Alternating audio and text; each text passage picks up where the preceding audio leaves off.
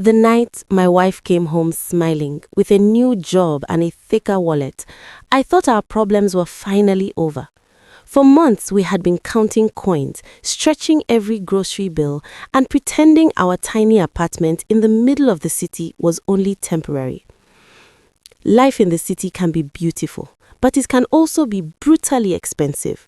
Rent kept rising, transport costs kept climbing, and every time we thought we were catching up, another bill would arrive. Through all of it, my wife Amina stayed strong. She was ambitious, stylish, and far more confident than I was. I worked hard too, but my salary barely kept us afloat. So when she walked in that evening wearing a sharp new blazer and dropped an envelope on the table, it felt like the beginning of a new chapter. Inside the envelope was her offer letter and the first advance payment from her new company. The number written there was bigger than my entire monthly salary. I remember staring at it twice just to make sure I wasn't misunderstanding something. Amina laughed and said, "Relax, my boss really believes in my potential." In that moment, I didn't ask too many questions.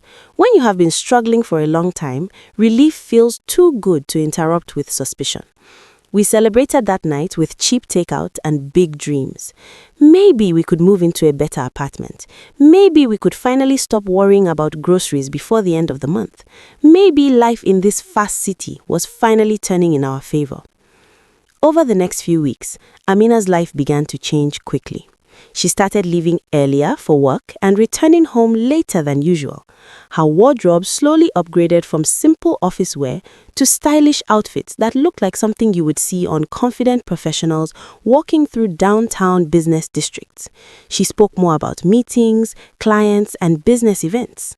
Sometimes her phone rang late at night and she would step out onto the balcony to answer quietly. Whenever I asked, she simply said her boss trusted her and gave her important responsibilities. I wanted to believe her, and part of me did, but another part of me felt something subtle shifting in the rhythm of our home. One evening, she made a request that caught me completely off guard. She told me her boss might need a place to stay for a few days because his apartment was undergoing renovation. Our apartment wasn't exactly spacious. We had a small living room, a compact kitchen, our bedroom, and a tiny guest room we barely used. Still, she insisted it would only be temporary and that it could help her reputation at work if we were supportive.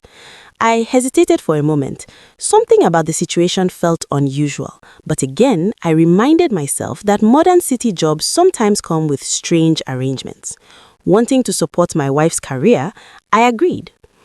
2 days later, her boss arrived. His name was Daniel. He stepped out of his sleek black car wearing a perfectly tailored suit and an expensive watch that quietly announced his success. When he shook my hand, his smile was polite and confident, the kind of smile you see from people who are used to being respected wherever they go. He thanked us for the hospitality and carried his luggage into the guest room as if temporary arrangements like this were normal for him. At first, everything seemed harmless. We had dinner together that evening, talking about business, city life, and ambition. Daniel spoke about money the way athletes talk about training, like it was simply part of the discipline required to succeed. He said something during that dinner that stayed in my mind long after the plates were cleared.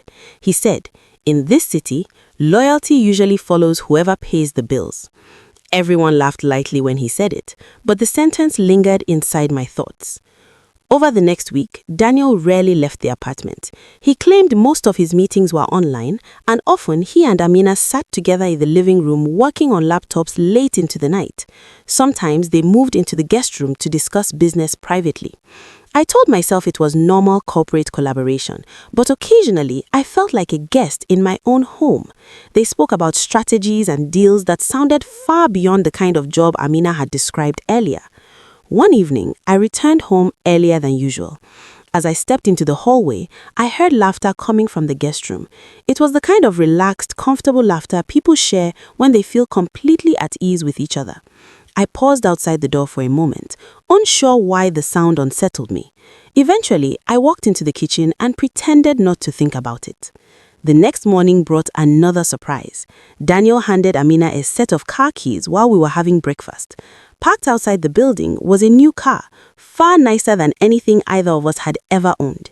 He explained casually that it would make commuting easier for her since she was now handling important projects for the company.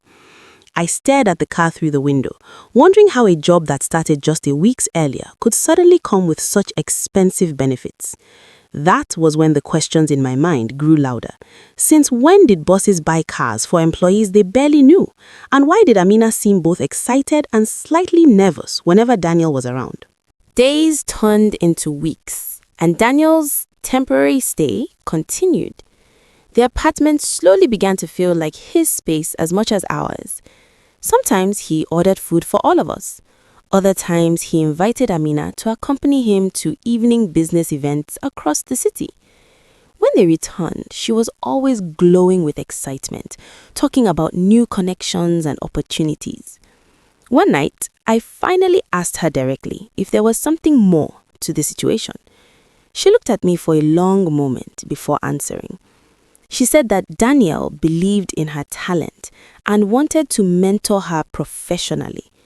According to her, the extra attention and opportunities were simply part of helping her grow in a competitive industry. She asked why I seemed uncomfortable with success finally entering our lives. Her question made me feel guilty. Maybe I was just insecure. Maybe I wasn't used to seeing my wife rise so quickly in a world dominated by powerful people. I apologized and tried to trust her explanation, but something inside me still felt unsettled. A few weeks later, I overheard another conversation between them late at night. Daniel was talking about investments and opportunities that could transform someone's future if they were brave enough to take them. Amina listened carefully, asking thoughtful questions. They sounded less like boss and employee and more like partners planning something important. Eventually, the truth became clear in ways that didn't require dramatic confessions. It revealed itself through small details, the way they looked at each other during conversations, the private jokes I didn't understand, the comfortable silence between them.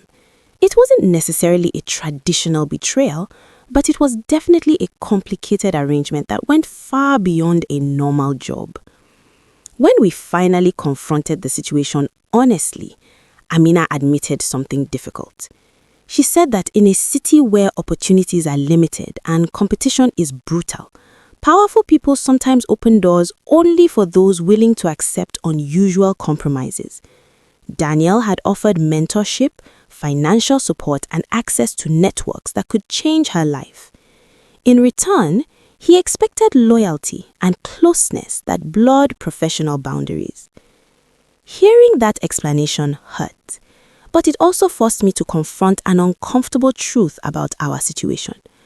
Our financial struggles had made us vulnerable. When survival is involved, the lines between ambition, loyalty, and compromise can become dangerously thin. Eventually, Amina decided to move out and pursue the life she believed Daniel's world could offer. She said she still cared about me, but she needed to follow opportunities that our small apartment and limited income could never provide. Watching her leave with a suitcase and the car keys Daniel had given her felt like watching an entire chapter of my life close quietly. Standing alone in the apartment afterward, I thought about everything that had happened. I realized the real story had started long before Daniel moved into our guest room. It started the moment financial pressure began shaping our decisions as a couple. Poverty had made us patient, but sudden opportunity had tested our boundaries. City life teaches many lessons, but one of the most difficult is this. Love may build a home, but money often determines the direction that home will take. When success arrives suddenly, it doesn't just change bank accounts, it changes relationships, expectations, and sometimes even loyalty. And sometimes, the hardest question in modern relationships isn't whether someone betrayed you. The hardest question is understanding exactly when survival quietly turned into compromise.